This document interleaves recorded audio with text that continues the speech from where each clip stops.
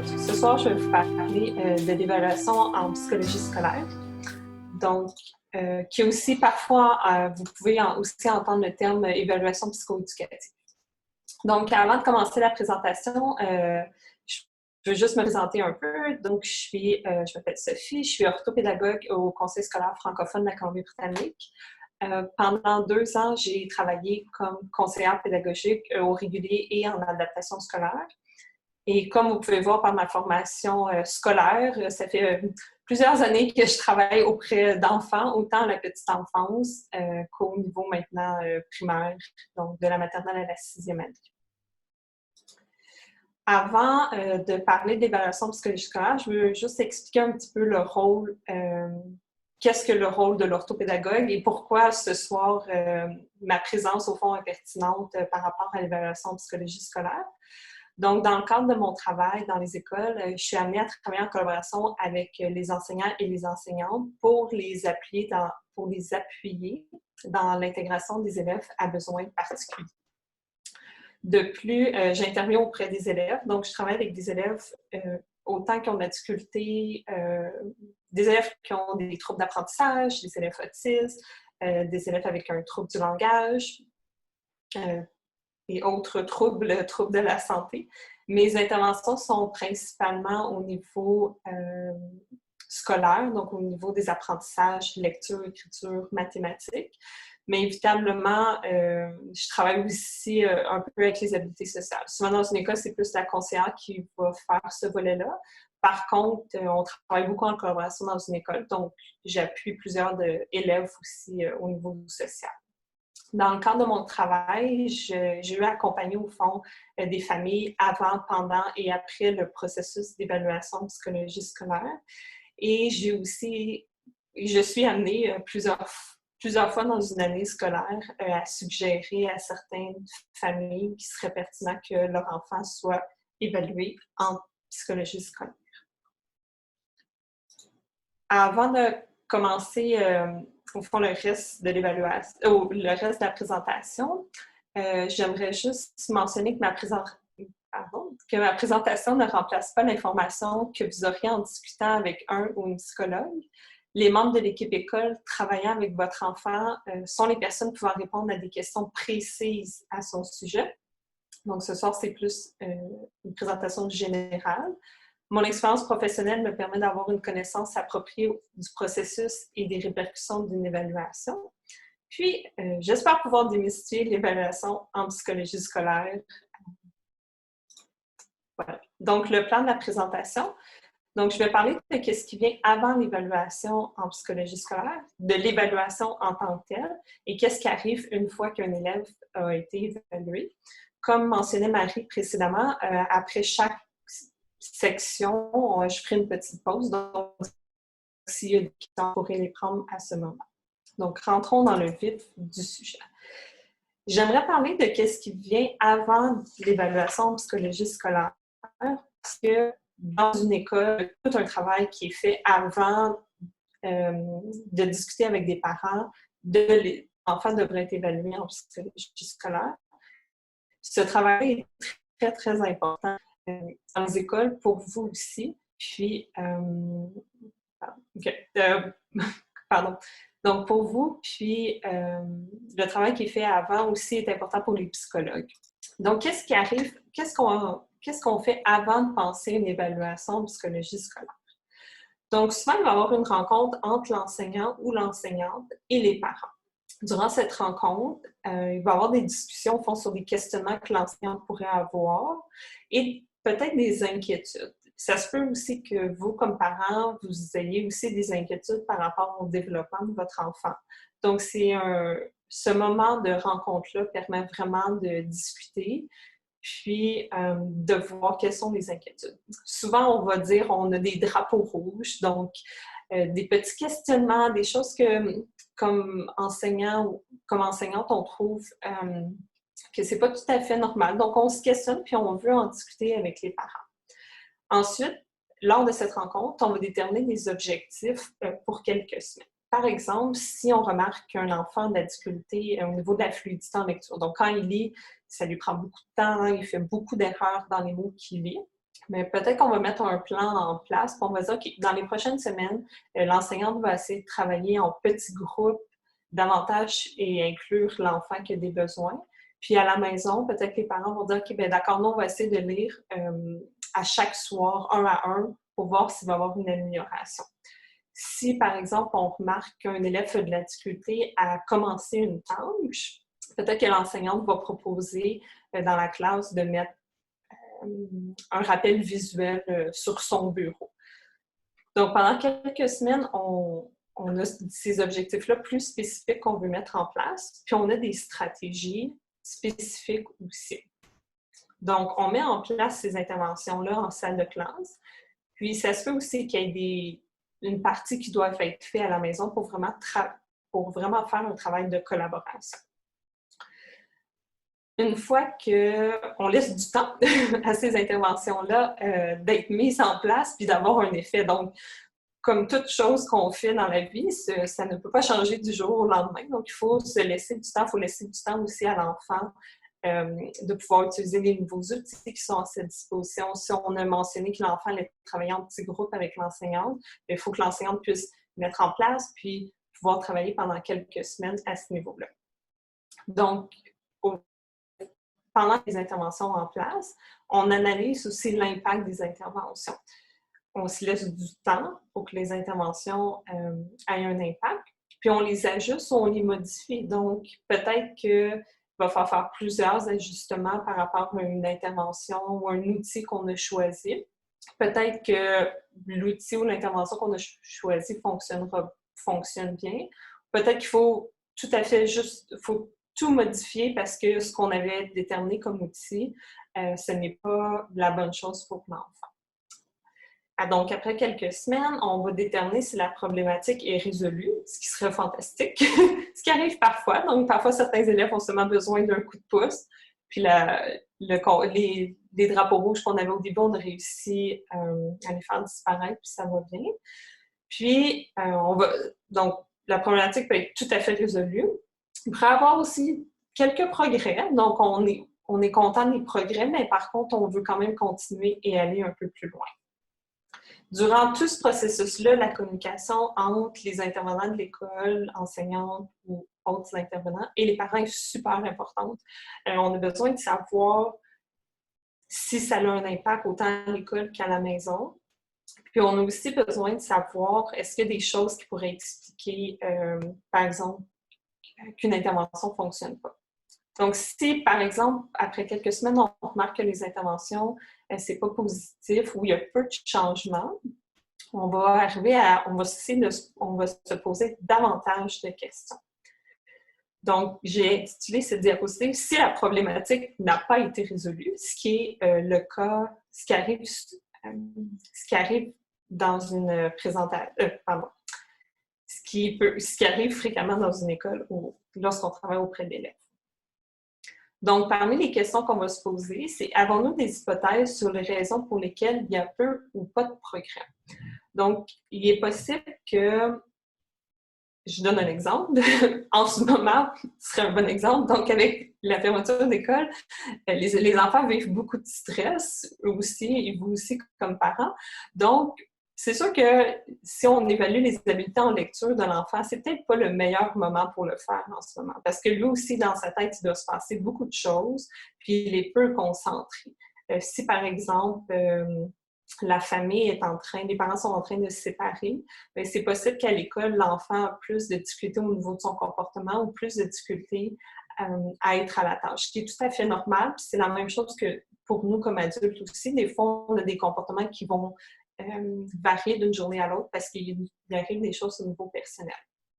Donc, c'est important de prendre ça en considération. On peut aussi avoir des hypothèses. Donc, on pourrait soupçonner qu'un élève a un trouble de la lecture ou de l'écriture, communément appelé dyslexie. Le terme qu'on utilise présentement en éducation, c'est trouble d'apprentissage en lecture et en écriture. Donc, on pourrait avoir des hypothèses. Donc, on garde ça en tête, puis on va mettre des interventions en place pour essayer de résoudre cette hypothèse, pour voir si on infirmer ou confirmer cette hypothèse. On peut aussi se questionner, est-ce qu'on peut mettre en place d'autres interventions ou est-ce qu'il y a des spécialistes qui peuvent faire des observations, des suggestions ou des interventions? Je vais donner l'exemple, moi, comme orthopédagogue. Donc, vu que je me spécialise davantage au niveau de l'apprentissage de la lecture et de l'écriture, on peut arriver à une situation où l'enseignante de première année aurait travaillé souvent en petit groupe avec un enfant, mais malgré ses interventions en salle de classe, elle remarque que l'élève prend du retard au niveau de son apprentissage en lecture. Donc, elle va, après avoir discuté avec les parents, référer cet enfant-là en orthopédagogie. Et moi, dans le cadre de mon travail, je suis amenée à travailler plusieurs fois par semaine, donc de 3 à 4 fois en petits groupes. Puis, je vais faire de la lecture avec cet enfant-là qui a de la difficulté. L'avantage que ça a de travailler en petits groupes, ben, en fait, on enlève toutes les distractions. Donc, un enfant qui aurait de la difficulté au niveau de l'attention dans une salle de classe, il se passe beaucoup de choses. Le fait de travailler en petits groupes, c'est excellent pour lui parce qu'il y a peu de distractions, un local, 3 ou 4 autres élèves, et l'adulte aussi, le fait que je sois présente à côté d'eux, c'est plus facile pour moi de ramener l'enfant à la tâche que pour une enseignante. Parce que dans une classe, il y en a où il y a plus d'élèves. Aussi, le fait de travailler en petits groupes, je peux donner plus de rétroaction. Donc, si l'élève lit et je vois que c'est difficile pour certains mots, bien, je peux tout de suite l'appuyer au lieu d'attendre plus tard. Peut-être que si l'enfant a plus de difficultés au niveau social, on va suggérer qu'il soit vu par un conseiller ou une conseillère dans l'école. Si on pense que les difficultés sont davantage au niveau du langage, communication orale, pas au niveau de la langue, mais vraiment au niveau du langage, peut-être qu'il devrait être vu par un orthophoniste. Donc ça, c'est différents spécialistes dans une école qui peuvent appuyer un enfant, donner des stratégies aussi. Parfois, l'orthophoniste va peut-être seulement observer un enfant et donner des stratégies à l'enseignante pour la classe et aussi pour les parents. C'est une question très importante en milieu minoritaire, c'est est-ce que les difficultés sont présentes dans la langue maternelle?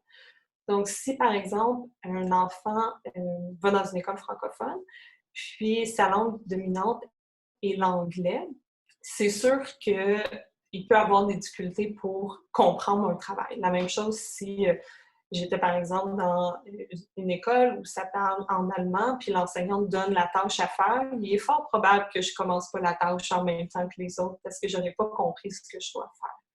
Donc souvent, ici, c'est les parents qui vont vraiment pouvoir nous aider. Puis, parce qu'on veut savoir, est-ce qu'à la maison, les mêmes difficultés sont présentes? Est-ce que l'enfant, dans sa langue maternelle, a de la difficulté à comprendre des consignes? Est-ce que la difficulté à s'exprimer? Est-ce que la difficulté à se souvenir de ce qu'il doit faire? Donc, c'est là où les parents sont importants dans tout le processus. Mais ça, c'est une des questions que les parents, vous nous aidez parce que vous êtes les seuls à connaître votre enfant dans sa langue maternelle. Puis si la problématique n'est pas résolue, bien, on peut commencer à se questionner si une évaluation psychologique scolaire serait nécessaire pour appuyer l'enfant dans ses apprentissages. Quels sont les éléments, au fond, qui guident nos observations? Qu'est-ce qui va amener une enseignante ou un enseignant à se dire « Oh, là, il y a quelque chose qui se passe, il faut qu'on discute davantage avec les parents, il faut qu'on continue à travailler ensemble pour bien appuyer l'enfant. » Donc, on va regarder la fréquence de certains comportements ou de la problématique, puis les moments et la durée. Donc, est-ce que, par exemple, est-ce que l'enfant a des difficultés d'être concentré sur la tâche seulement l'après-midi à partir de l'heure? Ah, OK. Bon, si ça arrive seulement à partir de 2 heures, c'est peut-être parce que la journée, l'enfant a travaillé beaucoup, beaucoup pendant la journée, puis à 2 heures, là, il a donné le maximum qu'il pouvait faire. Puis là, c'est là qu'il commence à avoir des difficultés de comportement. Donc là, nous, intervenants, bien, on va peut-être décider de permettre à cet enfant-là d'avoir plus de pauses en après-midi parce qu'on voit que c'est plus difficile pour lui. Par contre, si ces moments-là de ne pas se mettre à la tâche arrivent autant le matin que l'après-midi, mais nos interventions vont être différentes. Évidemment, on va regarder l'impact au niveau personnel. Donc, je prends un élève qui aurait possiblement un TDAH, donc un trouble du déficit de l'attention avec hyperactivité. Puis cet élève-là n'arrive pas ou arrive rarement à finir des travaux dans le délai demandé. Donc lui, dans sa journée en classe, à chaque fois qu'il doit faire une tâche, il n'arrive pas à respecter le délai qu'il a. Puis, au niveau de l'estime de soi, à un certain moment, ça devient difficile parce que l'enfant, il se demandait pourquoi les autres élèves sont capables de terminer les travaux. Moi, je ne suis pas capable. Est-ce que c'est parce que je ne suis pas bon? Puis là, il y a tout ce questionnement-là que les enfants vivent, qui ne vont pas nécessairement verbaliser, mais ils vont le vivre, puis ça peut avoir un impact sur l'estime de soi. Donc, puis on va le voir, là, des enfants qu'à un certain moment, ils abandonnent presque, comme ils arrivent à l'étape de je me mets même pas à la tâche parce que je sais que j'y arriverai pas, c'est trop difficile. Donc, ils abandonnent dès le début. Puis ça, c'est une des pires choses qui peut arriver à un élève. On a mieux qu'il commence puis qu'on puisse l'appuyer puis lui donner les bons outils.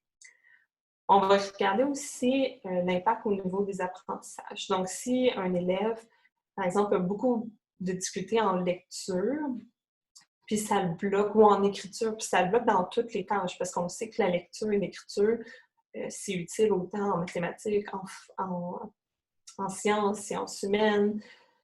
Donc, un enfant que c'est difficile pour lui de lire et qui n'est pas à niveau, bien, de la majorité de sa journée scolaire, il vit des embûches puis il doit continuer.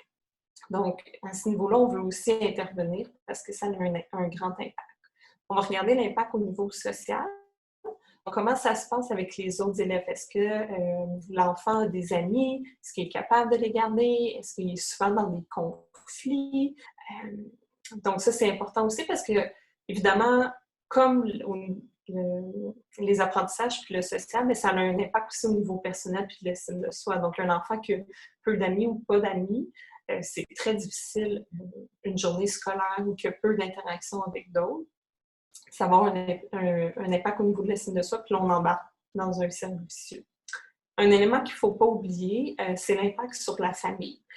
Il y a certains comportements, par exemple, si je prends un élève qu'on soupçonne qui est sur le spectre de l'autisme, c'est un enfant qui a beaucoup de difficultés face au changement de routine. Donc, la famille, des fois, même sans s'en rendre compte, on met en place une routine qui est très, très spécifique. Puis, la famille ose peu faire des changements dans leur routine ou aller à un nouvel endroit. Peut-être que l'enfant ne va pas à l'épicerie ou ne va pas à la fête de d'autres enfants. Donc, ça a un impact sur la famille parce que la famille se retrouve des fois à se refermer sur elle-même juste pour éviter certaines situations qui sont plus difficiles. Puis à un certain moment, mais ça peut créer des frustrations aussi pour les parents parce qu'il y a plein de choses qu'ils aimeraient faire mais qu'ils n'osent pas faire de peur de voir qu'est-ce qui pourrait arriver. Pour la suite, je voulais seulement mentionner quelques comportements qui peuvent mener à des questionnements. Je tiens à spécifier que ce n'est pas parce qu'un comportement est mentionné ici, que votre enfant ne le fait pas, qu'il y a nécessairement des difficultés.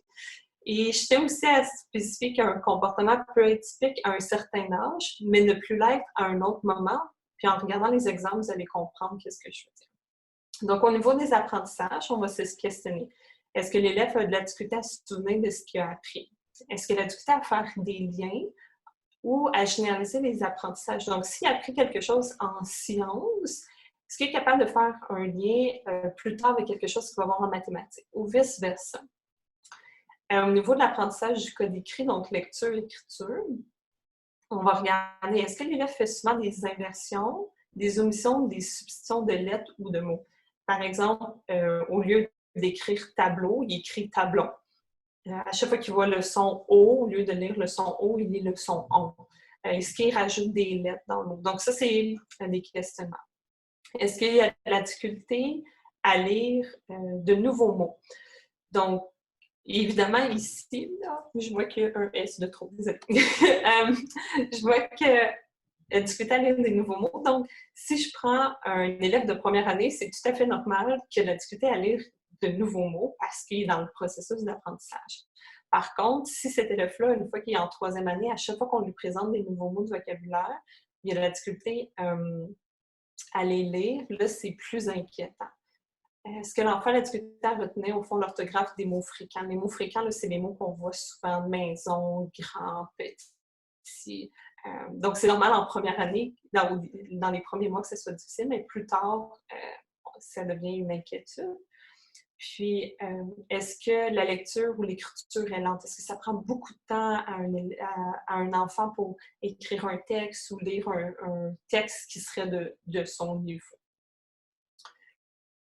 Au niveau du comportement, donc on va regarder est-ce que l'enfant a beaucoup de résistance au changement, est-ce qu'il y a un niveau de stress élevé face à des situations quotidiennes, donc par exemple, l'enfant est très stressé quand il doit aller à l'école ou il a souvent mal au ventre le matin, puis c'est comme une façon de mentionner qu'il ne peut pas aller à l'école. Au niveau des habiletés sociales, on va regarder est-ce qu'il y a un manque de compréhension des règles comme attendre son tour, lever sa main, faire un rang. Évidemment, c'est un autre bon exemple. En maternelle, c'est normal des enfants qui ne lèvent pas toujours leurs mains lorsqu'ils veulent parler, mais lorsqu'ils sont un peu plus vieux, on s'attend qu'ils soient en mesure de le faire. Est-ce qu'il y a souvent des conflits avec d'autres enfants? Est-ce que ces sujets d'intérêt sont limités? Donc, est-ce qu'ils parlent seulement des tigres ou est-ce qu'ils parlent seulement, je ne sais pas, des lampes? Donc, il y a un sujet très, très limité, peu varié. Donc, ça peut amener à des questionnements. Difficulté à se faire des amis aussi. D'autres comportements, on appelle les fonctions exécutives. Je vais en parler un petit peu plus tard, mais les fonctions exécutives, au fond, l'image représente bien, c'est un peu notre chef d'orchestre qu'on a dans notre cerveau qui nous aide à organiser et à planifier. Donc, est-ce que l'élève a de la difficulté à commencer et à rester concentré sur une tâche? Est-ce qu'il ne termine pas les travaux dans les délais? Est-ce qu'il a besoin qu'on répète les consignes souvent parce qu'il oublie? Est-ce qu'il y a des pertes fréquentes de matériel? Facilement distrait, donc un élève qu'un crayon tombe par terre, son attention il entend un bruit, il se tourne la tête, il regarde le bruit, puis c'est une difficulté au fond à revenir sur la tâche. Donc, quels éléments qu'on prend en considération lorsque c'est le temps de penser à une évaluation en psychologie scolaire? Eh bien, on a l'âge. Donc, tantôt, je parlais d'un trouble d'apprentissage en lecture et en écriture, donc une dyslexie. C'est sûr que pour un élève de maternelle, l'élève n'a pas appris à lire encore. Donc, on ne peut pas savoir s'il y a un trouble d'apprentissage au niveau de la lecture et de l'écriture. Par contre, au niveau, par exemple, de la déficience intellectuelle, oui, c'est quelque chose qu'on peut voir qui pourrait être vu dans une évaluation de psychologie scolaire lorsque l'enfant est plus jeune.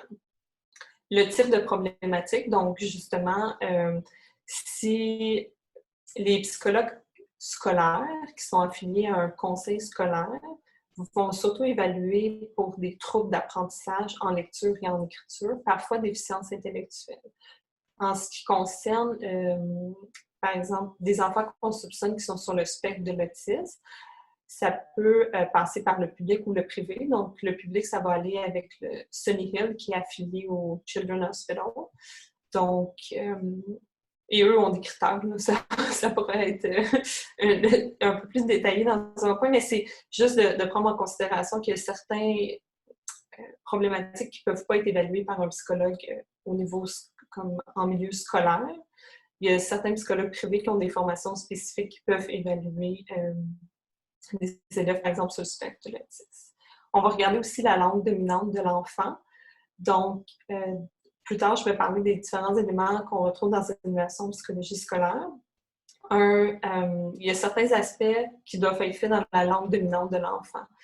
Par exemple, si aujourd'hui on me donnait une évaluation à faire, comme je l'ai précédemment, en allemand, probablement que je ne serais pas très bonne et qu'on me dira « tu as un trouble d'apprentissage et tu ne sais pas lire et écrire ».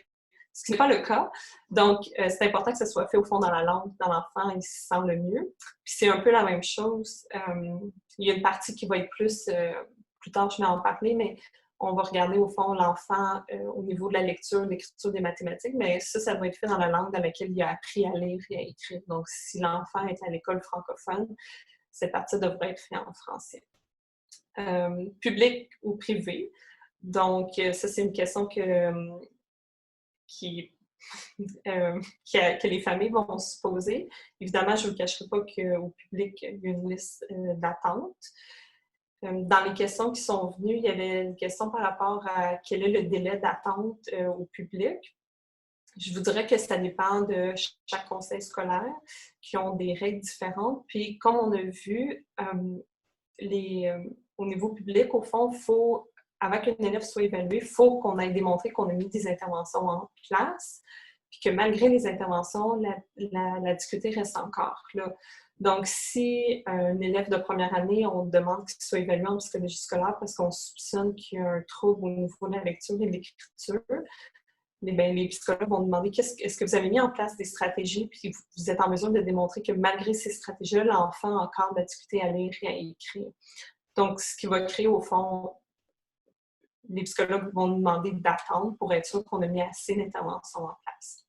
Privé, évidemment, bon, ça va aller plus vite. Par contre, il y a des coûts associés à ce niveau-là.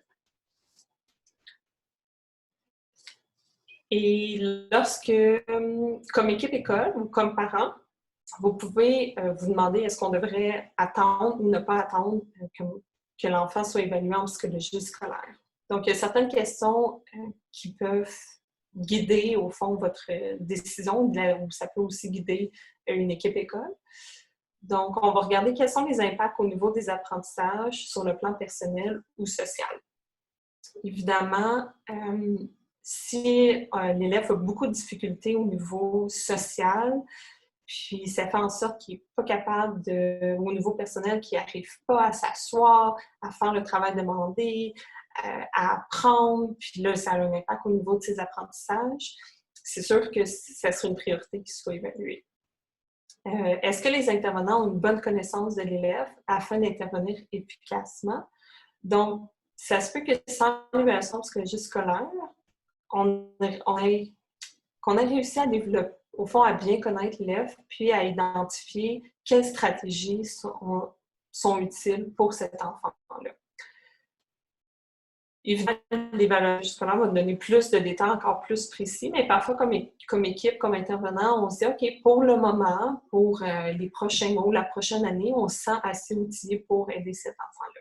Est-ce que les stratégies d'intervention instaurées fonctionnent? C'est le cas, par exemple, c'est le cas pour des élèves qu'on soupçonne un trouble d'apprentissage en lecture.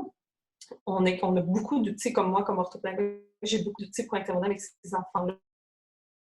Que les outils que j'utilise fonctionnent très bien, ce qui est fait en salle de classe fonctionne très bien, les parents, ça va très bien, l'enfant est réussi avec ces outils au niveau des apprentissages, il progresse bien, ça va bien au niveau social. Bien, oui, à long terme, il faudrait qu'il soit évalué pour qu'on mette le bon diagnostic. Mais on a les bons outils, puis on est en mesure d'aider cet enfant-là. Puis ça revient au fond à la prochaine question, c'est est-ce que l'enfant utilise ses stratégies à sa disposition, l'aidant à compenser ses difficultés? Parce que c'est bien beau une évaluation psychologique scolaire, mais si l'enfant refuse d'utiliser les stratégies à sa disposition, d'avoir un diagnostic, c'est pas la seule chose qu'on a besoin. Il faut que l'enfant soit disposé puis accepte d'utiliser les outils.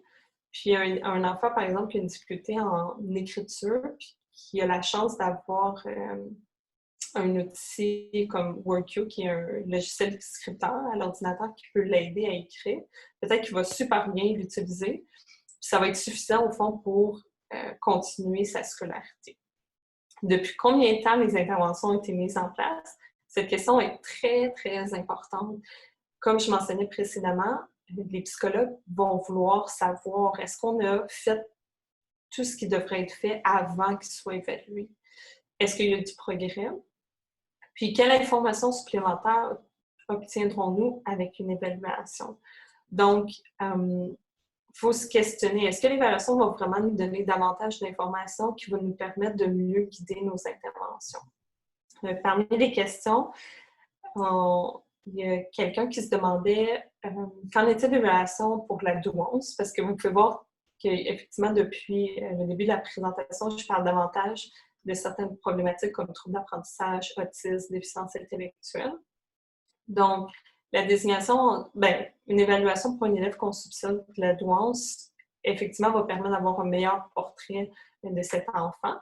Par contre, c'est pas parce qu'il n'y a pas de désignation, qu'il n'y a pas d'évaluation, qu'une école ne peut rien mettre en place pour cet enfant. Un peu comme un enfant qui a un trouble d'apprentissage, qu'on soupçonne qu'il y a un trouble d'apprentissage, l'école ne va pas seulement attendre et se dire « Ah, on va attendre d'avoir une évaluation pour mettre des interventions en place. » On met des choses en place. Puis, l'évaluation nous donne davantage d'outils. C'est un peu la même chose avec la douance. Donc, une enseignante peut, un élève qu'elle voit qui réussit bien à l'école, puis veut lui donner, dans un projet, l'amener plus loin que les autres élèves. C'est des choses qui peuvent être faites à ce niveau. J'aimerais dire ce soir un élément que je trouve super important. Si une équipe école suggère l'évaluation, cela signifie qu'elle désire avoir plus d'informations afin d'appuyer votre enfant. Faites-leur confiance. Les enseignants et enseignantes ont une expertise. En fait, ils ont la chance de côtoyer plusieurs enfants du même groupe. Donc, comme parents, souvent, vous avez 1, 2 enfants, peut-être plus. Mais c'est difficile de comparer, tandis que les enseignantes ont vu plusieurs enfants, en ont plusieurs, puis ils peuvent voir qu'est-ce qui est plus dans la norme, en sachant que chaque enfant est unique, mais il y a quand même une norme ou des choses qui devraient être acquises à un certain moment. Puis je ne vous le cacherai pas, au public, il y a un nombre limité d'évaluations qui peuvent être faites dans une année. Donc, si on croit que votre enfant bénéficierait au fond d'avoir une évaluation de psychologie scolaire, c'est parce qu'on pense vraiment que ça serait très utile pour pouvoir l'appuyer dans ses apprentissages, puis mieux comprendre votre enfant et mieux l'appuyer. Donc, voici la première partie. Je ne sais pas s'il y avait des questions à ce niveau-là. Oui, j'ai eu une question sur la première partie.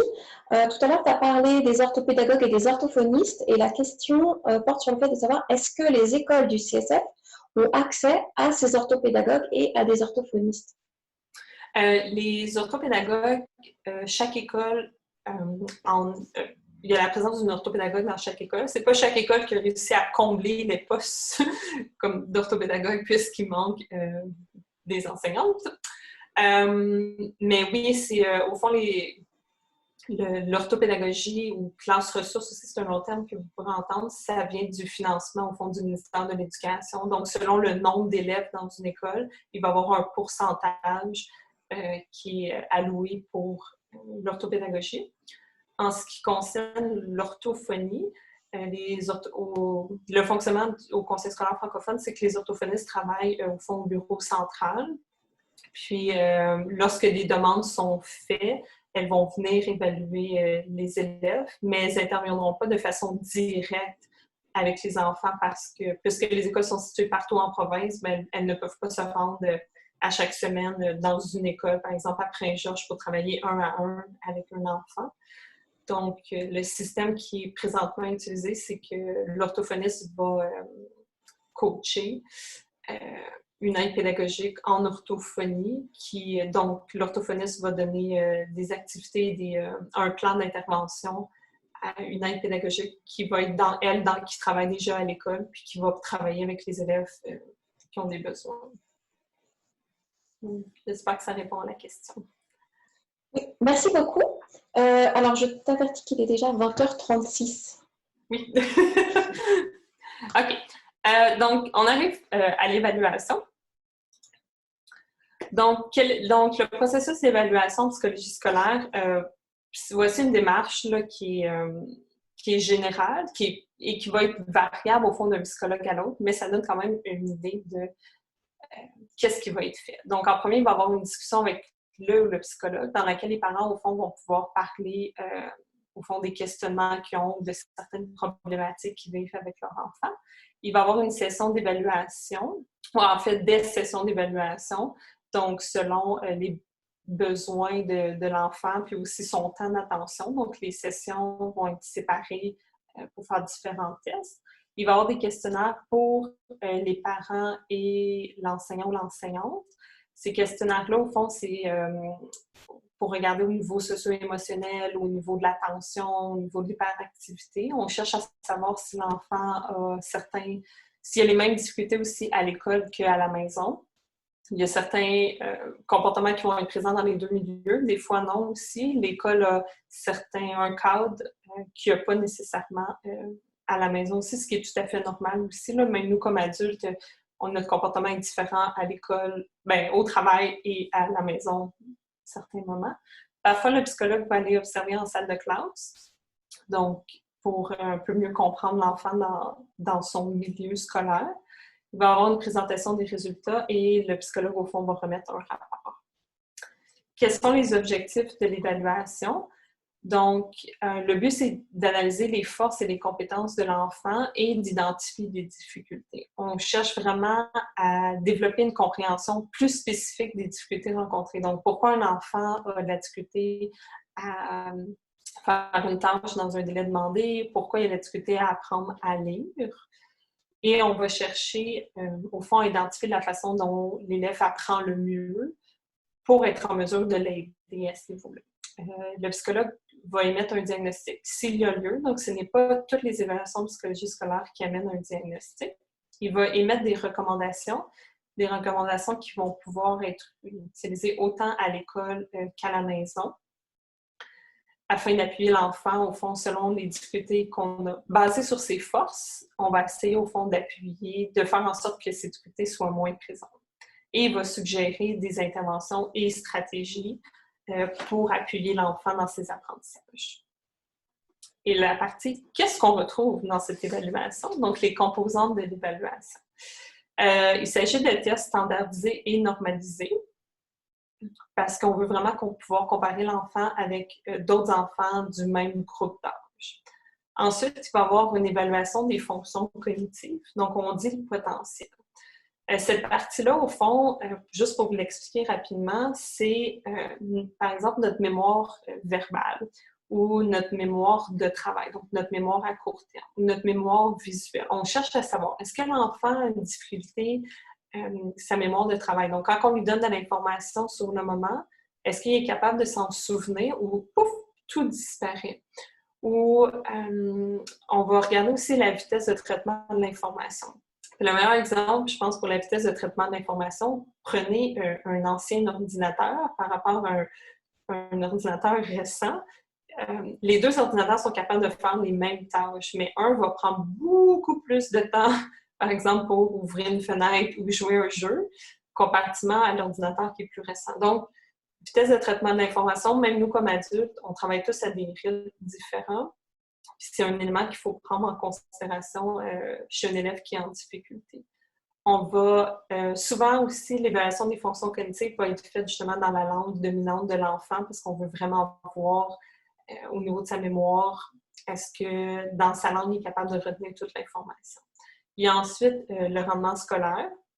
Donc, on va aller évaluer la lecture, l'écriture, les mathématiques, des tests que vous pourriez entendre les noms utilisés. Il y a le Wyatt et l'effort qui sont deux tests différents.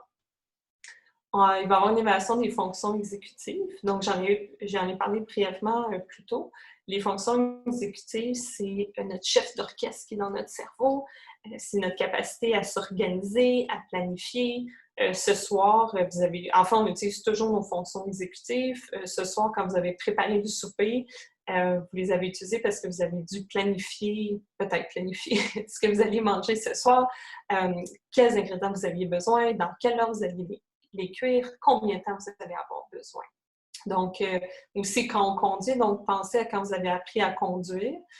C'était très difficile parce que chaque tâche était nouvelle, votre cerveau était vraiment concentré. Maintenant, quand vous conduisez, c'est automatisé, puis votre cerveau peut faire d'autres choses pendant la conduite.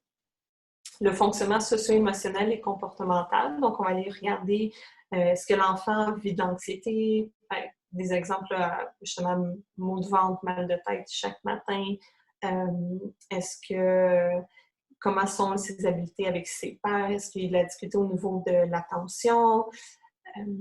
Est-ce qu'il présente d'hyperactivité? Parce qu'on veut voir, est-ce que l'enfant a de la difficulté à s'y mettre à la tâche parce que la tâche est difficile ou parce qu'il y a une difficulté d'attention? Le fonctionnement adaptatif, c'est toutes les habiletés qui englobent, au fond, le domaine de la vie quotidienne. se laver, se brosser les dents, utiliser un agenda. Puis ça, c'est une évaluation qui va être faite seulement avec certains enfants. Présentation des résultats. Donc, il va y avoir deux aspects. Il y a l'aspect technique et l'aspect émotionnel. Donc, je vais en parler un peu plus. L'aspect technique, bon, ça ne ressemble pas tout à fait à ce graphique-là, mais c'était un peu pour mettre une image. L'aspect technique, au fond, on va comparer les habiletés de l'enfant à un groupe d'enfants du même âge. Donc, au niveau, par exemple, de la mémoire à court terme, c'est sûr qu'un enfant de première année peut retenir moins d'informations qu'un enfant de 12e année. Donc, mais il y a une norme. Donc, le psychologue va aller regarder est-ce que votre enfant est dans la moyenne, est-ce qu'il est au-dessus de la moyenne, en dessous de la moyenne. Puis pour chaque habileté, donc ça se peut que votre enfant ait une très bonne mémoire visuelle qui est au-delà de la moyenne. Puis au niveau de la vitesse de traitement de l'information, il est en dessous de la moyenne. Donc ça veut dire que votre enfant retient bien l'information qui est présentée visuellement, mais qui a besoin de plus de temps pour faire une tâche. Donc, quand ça va être le temps de faire une tâche scolaire, il faut que l'enseignante prenne en considération puis lui laisse plus de temps pour finir parce qu'il va réussir. Il va finir, mais il a besoin de plus de temps. Évidemment, il y a tout le côté aspect émotionnel. Donc, chaque parent va vivre la présentation des résultats de façon très différente. Puis, il va y avoir une vague d'émotions qui vont être variables aussi. Évidemment, ça se peut que le diagnostic soit attendu ou pas. Donc, peut-être que vous aviez des soupçons sur qu'est-ce qui s'en est, peut-être pas.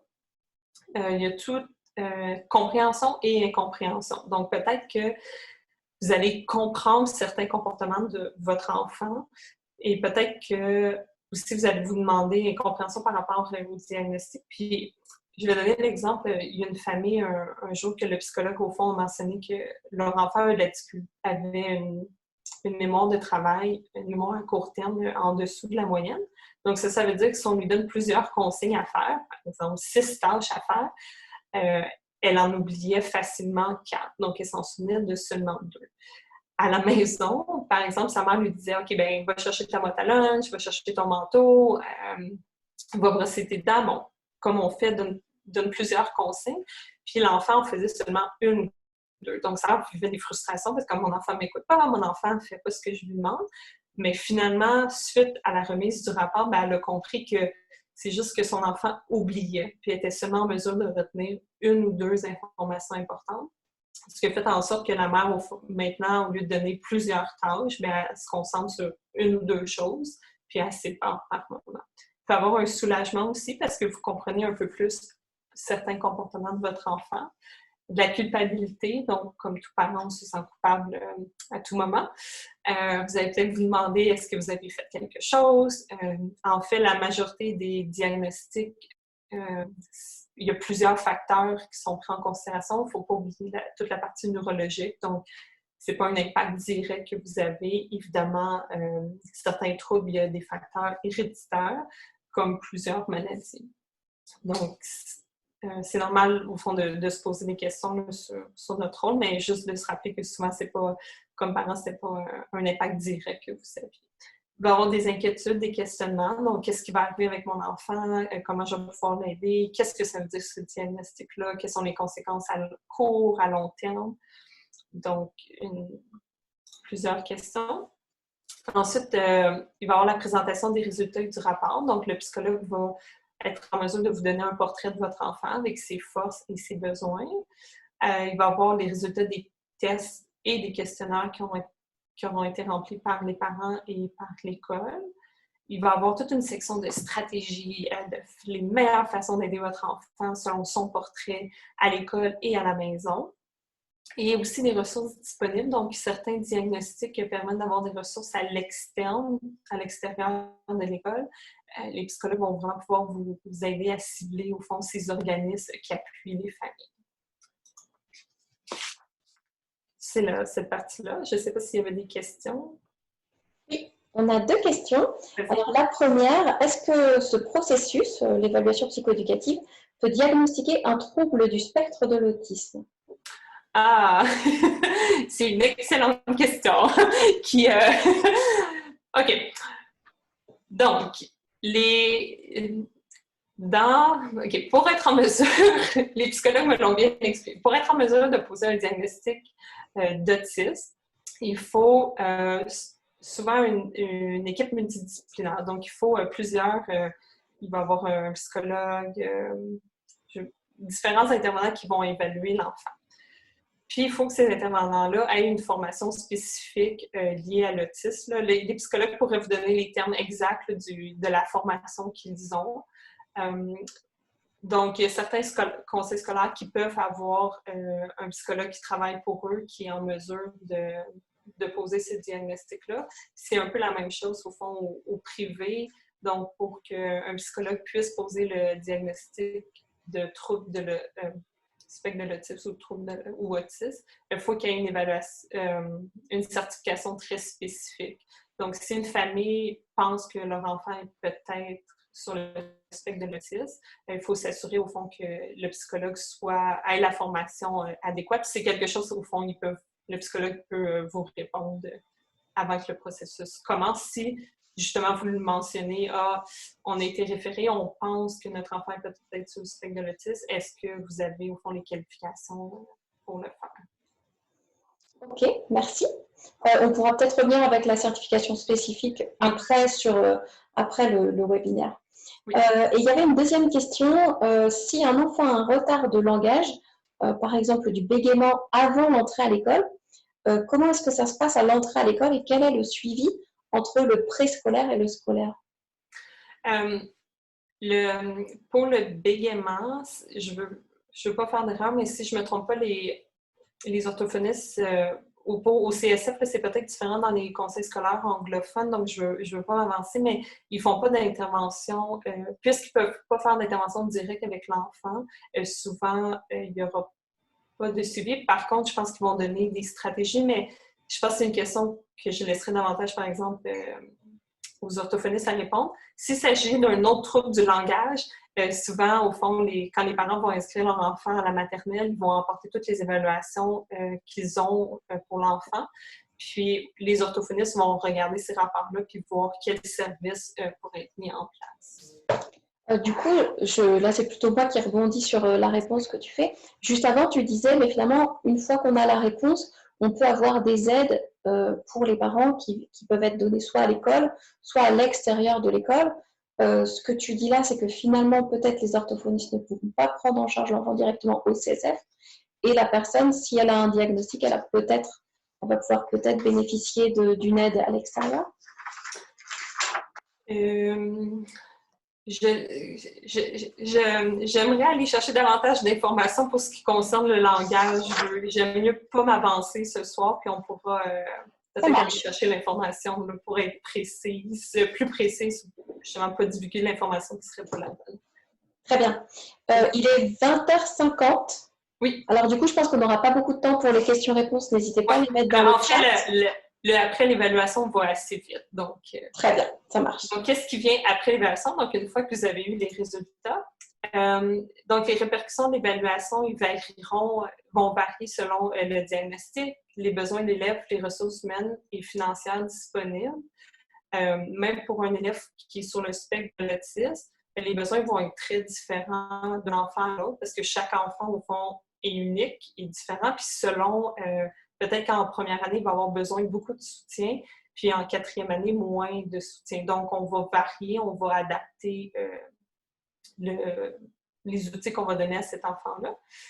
Donc, il va y avoir une mise en place de stratégies d'outils en salle de classe. Évidemment, il y a sûrement beaucoup de choses qui ont été faites avant l'évaluation. On va juste peaufiner, au fond, les outils, les stratégies. Ça se peut qu'il y ait la mise en place d'un PAP. Donc, le terme complet, c'est un plan d'apprentissage personnalisé ou en anglais, c'est IEP, donc Individual Educational Plan. Le PAP, au fond, c'est un document légal dans lequel l'équipe école, l'enseignante, l'orthopédagogue, peut-être la conseillère, les parents et l'enfant s'assoient ensemble puis déterminent au fond quelles sont les priorités, là, les choses les plus importantes sur lesquelles on veut travailler dans les prochains mois ou pendant l'année en cours, puis comment on va faire en sorte que l'enfant réussisse ces objectifs-là. Ça se peut qu'après l'évaluation, il y a mise en place de certains services, donc orthopédagogie, counseling, aide pédagogique spécialisée, aussi appelée APS dans les écoles. Ces services-là étaient peut-être présents avant l'évaluation, donc ils vont juste poursuivre ou peut-être qu'on va augmenter la fréquence de certains services. Ça peut que l'enfant, au fond, ait une désignation du ministère de l'Éducation. Je tiens à spécifier qu'une évaluation de psychologie scolaire ne signifie pas que l'enfant qualifie automatiquement pour une désignation du ministère de l'Éducation parce que le ministère a des critères très précis. Les psychologues là, pourraient aider à ce niveau-là. Puis, je sais que l'évaluation de psychologie scolaire parfois fait un peu peur parce que les parents ont peur de l'étiquette qui pourrait venir avec cette évaluation-là. Je tiens à spécifier que l'évaluation, chaque enfant reste unique. Chaque enfant, cette étiquette-là, il faut vraiment le voir comme un outil. Ça va donner un meilleur portrait de l'enfant. Ça permet le partage et la transmission d'informations au lieu que l'enseignant, à chaque début d'année scolaire, recommence puis essaye quelque chose. Là, il sait qu'est-ce qui fonctionne bien avec votre enfant. Le rapport permet de savoir est-ce que l'enfant apprend mieux de façon visuelle, auditive, est-ce qu'il a besoin de plus de pauses pendant sa journée. Ça assure aussi la mise en place de stratégies et d'outils, puis que ces outils-là vont continuer d'une année scolaire à l'autre. Plus de services, donc certaines désignations vont permettre d'avoir, par exemple, une aide pédagogique spécialisée, donc une APS qui va travailler à certains moments dans la journée avec votre enfant. Puis, bien, je ne vous le cacherai pas, c'est aussi du financement du ministère de l'Éducation, donc il fait en sorte qu'on a plus de ressources humaines dans les écoles. C'est bon, OK. Puis, au fond, juste en terminant, bien, prenez le temps de discuter avec les intervenants qui travaillent avec votre enfant si vous avez des questions, des inquiétudes. C'est un processus qui vise la collaboration. L'évaluation, elle permet vraiment de comprendre et d'aider votre enfant. Ça nous donne justement une image de son cerveau, comment votre enfant apprend. Puis, c'est pas une finalité, une évaluation, mais plutôt une continuité parce qu'il y a, vous avez vu ce soir qu'il y a des choses qui arrivent avant l'évaluation, des choses qui arrivent après. Voilà. Donc, si vous avez d'autres questions, juste de ne pas oublier que c'est des questions d'intérêt général, puis non liées à un cas personnel. Merci. Merci, Sophie. J'ai encore 2 questions qui sont arrivées dans le chat. Oui. La première question, tu parlais juste avant du PAP. Est-ce qu'il est possible d'en mettre en place sans évaluation? Oui. Selon les règles du ministère de l'Éducation, il faut mettre en place un PAP lorsqu'un enfant a eu 25 heures de service. Donc, s'il y a eu 25 heures de service, par exemple, en orthopédagogie, on va mettre en place un PAP. Aussi, ma réponse va s'arrêter là. La réponse, c'est oui. OK. Et la deuxième question, est-ce que, par exemple, la difficulté à gérer la frustration, est-ce que ça peut être quelque chose qui relève d'un trouble du comportement?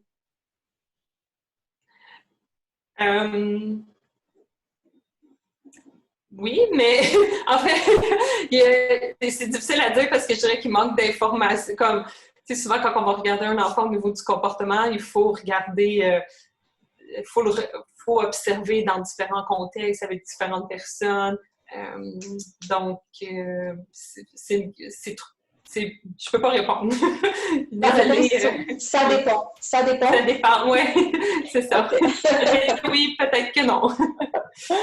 Ok, très bien. Ben, merci beaucoup, Sophie, pour cette présentation. Il nous reste à peine quelques minutes pour des questions-réponses supplémentaires. Comme indiqué au tout départ, la session est enregistrée. Donc, si vous souhaitez poser vos questions de vive voix et en mettant votre webcam, sachez que la restitution pourra se faire sur probablement YouTube. N'hésitez pas sinon à continuer à me les envoyer de façon anonyme dans le clavardage. Encore une fois, comme le disait Sophie, on est plutôt sur des questions générales et pas personnelles, même si c'est toujours un petit peu difficile de pas poser ses propres questions. Donc, n'hésitez pas si vous avez des questions. En attendant qu'elles viennent, je vous informe que, comme je le disais en entrée, l'idée de ce webinaire, c'est aussi de commencer à proposer un groupe d'entraide pour les parents d'enfants à besoins spéciaux. Donc, il y a un groupe Facebook qui est en train de se monter et que je vais vous envoyer à tous après le webinaire. Vous êtes invités à le joindre et n'hésitez pas à le partager avec des personnes autour de vous qui pourraient en avoir besoin. Ce groupe sera animé par Rachel, qui est parmi nous ce soir. Et puis, elle animera aussi d'ailleurs le prochain webinaire. J'en ai parlé un petit peu en tout début, qui s'appellera « Les dispositifs en Colombie-Britannique pour soutenir mon enfant ». Donc, Rachel l'animera le 21 mai, donc notez-le. Ce sera le 3e jeudi du mois de mai. On va essayer de rester sur ce moment. Et je vais vous faire passer dans le chat un questionnaire en lien avec le webinaire. Donc, n'hésitez pas à y répondre tout de suite, sachant que je l'enverrai aussi à tout le monde par mail, si vous n'avez pas le temps d'y répondre maintenant. Et juste avant de se quitter, une question. Tu as parlé tout à l'heure, Sophie, de Sunnyside. Est-ce que c'est payant? Sunnyhill, c'est au fond affilié avec l'hôpital pour enfants de Vancouver. Donc, ce n'est pas payant. Par contre, pour pouvoir avoir une évaluation à Sunnyhill, il faut qu'il y ait une référence faite par soit un médecin de famille ou un pédiatre. Donc, une famille ne peut pas se présenter là, elle-même à ce niveau-là pour pouvoir être mise sur la liste d'attente. Si jamais c'est... ils ont certains critères et tout, là, mais c'est là que soit l'équipe école ou le médecin de famille ou le pédiatre là, peut répondre à des questions plus spécifiques sur la façon de procéder. Vous pouvez aussi aller voir ils ont un excellent site Internet avec plein de ressources aussi, là, on pourrait le rajouter au fond. Oui, parce qu'ils ont... en fait, le Children's Hospital ont développé beaucoup d'outils très pertinents là, pour appuyer les familles. Ça sera intéressant. Justement, Sophie, tu nous avais partagé des ressources un petit peu en préparation du webinaire. J'en ai partagé un certain nombre sur le groupe Facebook qui se monte, justement pour que les parents, après ce webinaire, quand ils arrivent sur le groupe, ils ont déjà des ressources. Donc voilà. S'il n'y a pas plus de questions, je pense qu'on va finir parfaitement dans les temps. Merci à tous les participants. Merci d'avance de répondre au questionnaire afin que nos prochains webinaires soient au moins aussi bien que celui d'aujourd'hui. Et puis merci beaucoup Sophie de ta présentation ce soir.